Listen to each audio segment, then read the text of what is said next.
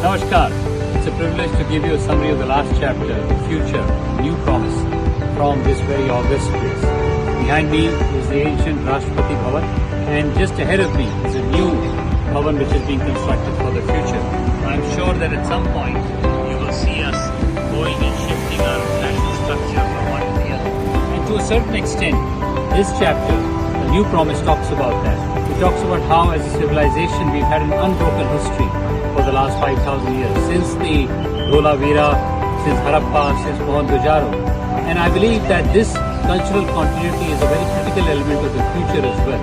I talk about how a banyan revolution can energize the nation, especially in small towns and districts, which represents our national tree, which I've talked about in one of the other chapters. I also talk about a time where we can take forward the concepts of integral humanism of Deen Dayal Upadhyay, the concept of innovation, mass innovation by Edmund Phelps, the Nobel laureate, as well as the more recent Swachh Bharat mission of Prime Minister Narendra Modi. We believe that these three things can really create a renaissance in terms of taking Udyamita to the last mile through the banyan revolution. And in each I give some examples of how we have done this so far.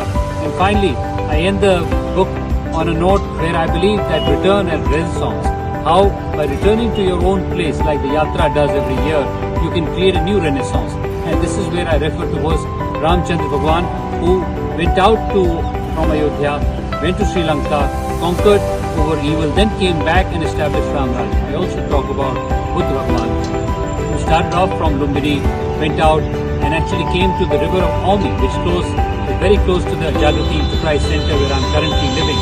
And from there he attained his whole salvation. And after that he came back and returned to the same place, which is Kushinagar, around the 5th century, when he passed away, when he gave up his mortal life in that very place between two salt trees. At that point, he said to his Shishya, Anand, that you need to go on, you need to have a new promise. That's the promise I end this book on. Let's promise to each other that over the next 25 years, we will together build a new nation based on the values that our great founding fathers gave us 75 years back. But even more so, the founding values that our ancient civilization has given for the last 5,000 years.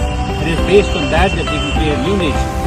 Please join me in celebrating that future, in that new promise in this book. Do read this chapter 13, which is the future, a new promise. Thank you.